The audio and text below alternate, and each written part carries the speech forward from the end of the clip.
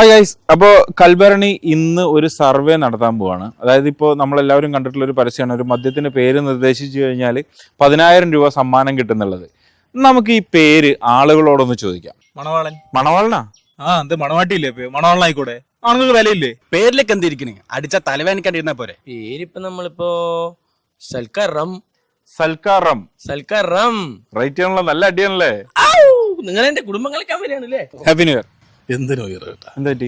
ഈ new year ആകപ്പെട്ടില്ലേ, police പിടിച്ചല്ലോ. വെള്ളമടിച്ച് പോലീസ്. അങ്ങനെ പറയാം. അത് ശരി. അപ്പൊ എന്തായാലും പറ്റിയ ആളെ തന്നെ കിട്ടിയത്. ചേട്ടാ വേറൊന്നുമല്ല, ഇപ്പൊ നമ്മളൊരു പരസ്യം കണ്ടല്ലോ, ഒരു മദ്യത്തിന് പേര് നിർദ്ദേശിച്ചു കഴിഞ്ഞാൽ 10,000 രൂപ കിട്ടുന്നുള്ളത്. ചേട്ടൻ എന്തെങ്കിലും പേര് പറയണ്ട? എന്താണ് കെണി?